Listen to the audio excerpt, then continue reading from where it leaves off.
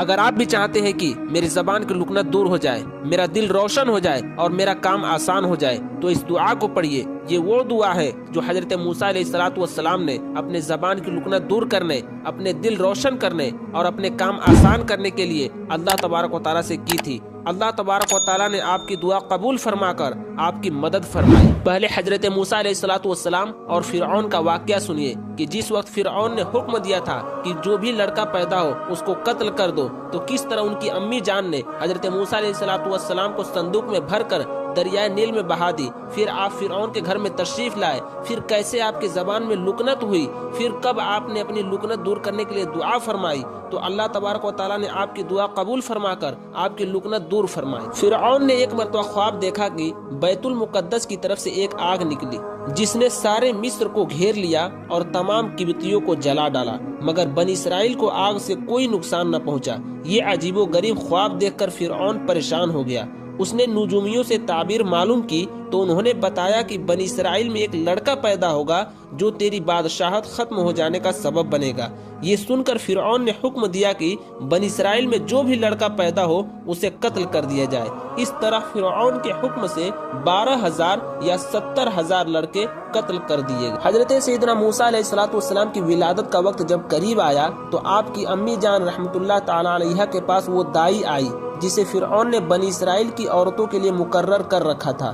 جب حضرت سیدنا موسیٰ علیہ السلام پیدا ہوئے تو آپ کی دونوں آنکھوں کے درمیان سے نور کی کرنیں نکل رہی تھی، جن کو دیکھتے ہی دائی کا جوڑ جوڑ کانپنے لگا اور اس کے دل میں حضرت سیدنا موسیٰ علیہ السلام کی محبت پیدا ہو گئی۔ اس نے آپ علیہ السلام کی امی جان سے کہا، میں تو اس لیے آئی تھی کہ اگر لڑکا پیدا ہو تو اسے ذبح کی ترکیب کروں، لیکن اس بچے سے مجھے محبت ہو چکی ہے، اس لیے آپ اپنے بچے کو چھپا لیجئے تاکہ فرعونیوں کو پتہ نہ لگ سکے۔ یہ کہہ کر وہ دائی چلی گئی۔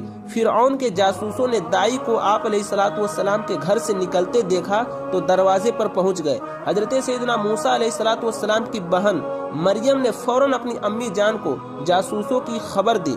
آپ علیہ السلام کی امی جان رحمت اللہ تعالی علیہ کو جلدی میں کچھ سمجھ نہ آیا اور گھبرا کر انہوں نے بچے کو کپڑے میں لپیٹ کر جلتے ہوئے تندور میں ڈال دیا۔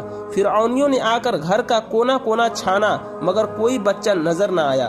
تندور کی طرف ان کا دھیان ہی نہ گیا، واپس چلے گئے اور امی جان رحمت اللہ تعالی علیہ کی جان میں جان آئی۔ اتنے میں تندور سے آہستہ آہستہ رونے کی آواز آنے لگی۔ جا کر دیکھا تو اللہ تعالیٰ نے حضرت موسیٰ علیہ السلام پر آگ ٹھنڈی اور سلامتی والی بنا دی تھی۔ چنانچہ امی جان رحمت اللہ تعالیٰ علیہ نے آپ علیہ السلام کو تندور سے صحیح سلامت باہر نکال لی۔ اس کے بعد حضرت سیدنا موسیٰ علیہ السلام کی امی جان ایک بڑھئی کے پاس صندوق لینے گئی۔ اس نے پوچھا، تم نے لکڑی کے صندوق کیا کرنا ہے؟ تو انہوں نے سچ سچ بتا دیا کہ اپنے بیٹے کو اس میں ڈال کر دریا میں ڈالنا ہے، ہو سکتا ہے وہ فرعونیوں سے بچ جائے۔ اس بڑھئی نے ان کو صندوق تو بیچ دیا لیکن اس کی نیت خراب ہو گئی اور وہ فرعون کے ان بے رحم جلادوں کے پاس پہنچ گیا جو بنی اسرائیل کے بچوں کو ذبح کرنے پر مقرر تھے تاکہ انہیں نئے پیدا ہونے والے بچے کے بارے میں بتا سکے۔ جب بڑھئی ان کے پاس پہنچا تو اللہ تعالیٰ نے اس کی زبان بند کر دی۔ اس نے ہاتھ کے اشارے سے سمجھانا چاہا تو فرعونیوں نے اسے پاگل سمجھ کر مارا اور وہاں سے بھگا دیا۔ جب وہ واپس اپنے گھر پہنچا تو اللہ تعالیٰ نے اس کی زبان کھول دی۔ وہ دوبارہ فرعونیوں کی طرف گیا تاکہ انہیں بتا سکے مگر پھر گنگا ہو گیا۔ ہاتھوں سے اشارہ کرنے کی وجہ سے انہوں نے پاگل سمجھتے ہوئے اسے دوبارہ مارا۔ جب وہ گھر لوٹا تو اس کی زبان پھر ٹھیک ہو گئی۔ جب وہ تیسری مرتبہ انہیں بتانے کے لیے پہنچا تو زبان پھر بند ہو گئی اور وہ اندھا ہو گیا۔ پٹائی کر کے پھر اسے بھگا دیا گیا۔ اس پر اس نے سچے دل سے توبہ کی، یا اللہ اگر تو مجھے اب کی زبان اور بینائی دے گا تو پھر کسی کو اس بچے یعنی حضرت موسیٰ علیہ السلام کے بارے میں نہیں بتاؤں گا۔ اللہ تعالیٰ نے اس کی توبہ قبول فرمائی اور اس کو بولنے اور دیکھنے کی طاقت لوٹائی۔ بہرحال حضرت موسیٰ علیہ السلام کی امی جان حضرت موسیٰ علیہ السلام کو ایک صندوق میں رکھ کر دریائے نیل میں بہا دیا۔ دریائے نیل سے نکل کر ایک نہر فرعون کے محل کے قریب بہتی تھی۔ یہ صندوق دریائے نیل سے بہتا ہوا نہر میں چلا گیا۔ فرعون اور اس کی بیوی حضرت بی بی آسیہ رضی اللہ تعالی عنہا جو کہ بعد میں حضرت موسیٰ علیہ الصلوۃ والسلام پر ایمان لے آئی تھی۔ دونوں محل میں بیٹھ کر نہر کا نظارہ کر رہے تھے۔ جب ان دونوں نے صندوق بہتا دیکھا تو نوکروں کو بھیج کر وہ صندوق منگوا لیا۔ جب صندوق کھولا گیا تو اس میں سے ایک نہایت خوبصورت بچہ نکلا۔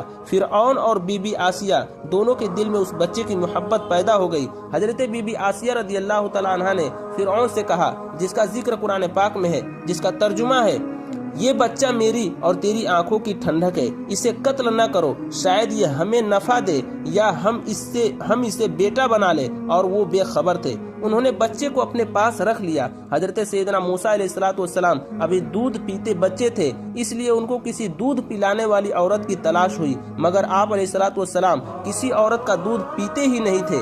ادھر حضرت موسیٰ علیہ الصلوۃ والسلام کی امی جان بے حد پریشان تھی کہ نہ معلوم میرا بچہ کہاں اور کس حال میں ہوگا۔ آخر کار انہوں نے حضرت موسیٰ علیہ الصلوۃ والسلام کی بہن مریم کو حالات کی معلوم کے لیے فرعون کے محل میں بھیجا۔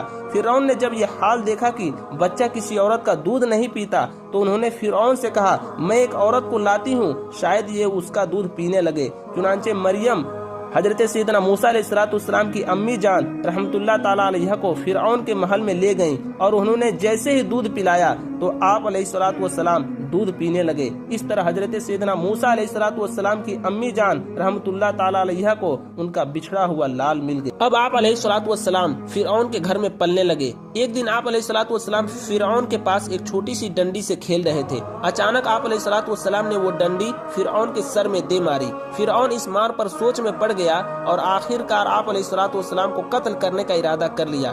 تو حضرت بی بی آسیہ رضی اللہ تعالیٰ عنہ بولی، اے بادشاہ، غصہ مت کر اور خود کو بدبخت نہ کر، کیونکہ یہ تو چھوٹا ہے، اگر تو چاہے تو اس کو آزما لے، میں تھال میں سونا اور انگارہ رکھ دیتی ہوں، تو دیکھ لے یہ کس کو اٹھاتا ہے۔ فرعون اس کے لیے تیار ہو گیا۔ جب حضرت سیدنا موسیٰ علیہ الصلوۃ والسلام نے سونے کی طرف ہاتھ بڑھایا تو فرشتے نے ان کا ہاتھ پکڑ کر انگارے کی طرف کر دیا۔ آپ علیہ الصلوۃ والسلام نے وہ انگارہ اٹھا کر اپنے منہ میں رکھ لیا، پھر جب اس کی تپش محسوس ہوئی تو اسے پھینک دیا۔ اس طرح فرعون اپنے ناپاک ارادے سے باز رہا، اور چونکہ انگارہ آپ نے منہ میں رکھ لیا تھا، جس کی وجہ سے آپ کی زبان میں لکنت پیدا ہوئی۔ اب اس دعا کے بارے میں سنیے جو حضرت موسیٰ علیہ الصلوۃ والسلام نے اپنے زبان کی لکنت دور کرنے، دل کشادہ ہونے اور کام میں آسانی کے لیے اللہ تبارک و تعالیٰ سے کی تھی۔ اللہ تبارک و تعالیٰ نے آپ کی دعا قبول فرما کر آپ کی زبان کی لکنت دور فرمائی، آپ کے دل کو کشادہ کیا اور آپ کے کام کو آسان کیا۔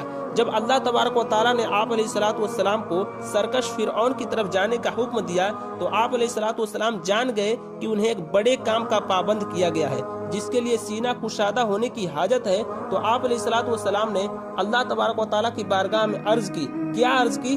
رب اشرح لی صدری، اے میرے رب میرے لیے میرا سینہ کھول دے، ویسر لی امری، اور میرے لیے میرا کام آسان کر، واحلل عقدۃ من لسانی، اور میری زبان کی گرہ کھول دے، یفقہوا قولی، کہ وہ میری بات سمجھے۔ اگر آپ بھی اس دعا کو پڑھتے ہیں تو انشاءاللہ تعالی آپ کی زبان کی لکنت دور ہوگی، دل روشن ہوگا اور آپ کا کام آسان ہوگا۔ اس دعا کو چلتے پھرتے اٹھتے بیٹھتے پڑھتے رہیے، اور صبح شام اس دعا کو پڑھ کر پانی پر دم کر کر پیجئے۔ انشاءاللہ تعالی آپ کی زبان کی لکنت دور ہوگی، دل روشن ہوگا اور آپ کا کام آسان ہوگا۔